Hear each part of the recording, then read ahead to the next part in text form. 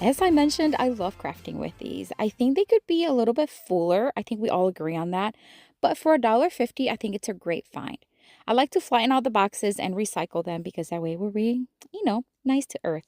All right, so we're going to take the rubber band off of this because I like keeping the little tiny rubber bands, but we're not going to need the base nor that little extra part.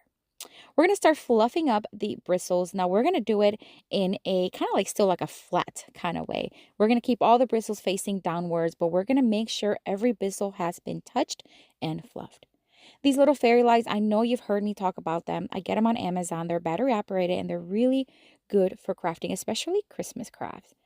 I'm going to start twisting them and inserting them in between the bristles until the entire piece is covered.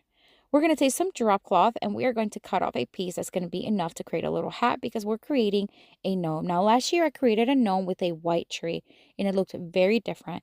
So this year I wanted to create one that had a little bit more neutral traditional colors. I spritzed it with a little bit of water and ironed it just to remove the excess fold. And then I'm just going to fold one end, leaving the end that is frayed at the top.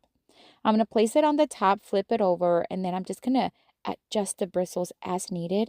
And then just fold and attach with hot glue as you need. It does not require a lot of glue. A little goes a long way. We're going to do the same thing to the side, just add a little bit of glue. And then, of course, we want to make this look like a hat. So I'm just going to scrunch it up at the top, and we're going to use some of this jute rope, and we're going to make a very simple bow. That is it. You can add whatever else you want.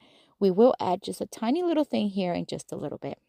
All right, moving along to the nose. So I have these faux snowballs that you can find at Dollar Tree. I'm just going to kind of shape it into a nice ball and then add hot glue where the nose would go and then squish it in there. That's it. It wouldn't be a gnome without that big oversized nose.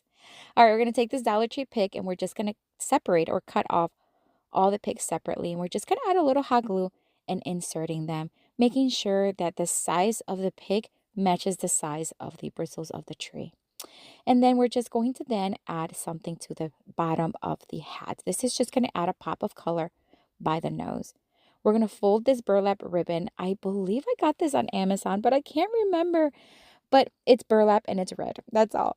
All right, I folded it, hot glued it to the front, and then I'm just folding it to the back and hot gluing, attaching it to the back. Here's a little frosted bear we're going to add to the top, keeping it very simple. And then to hang it, I'm just going to add more of that rope right around where it already had it.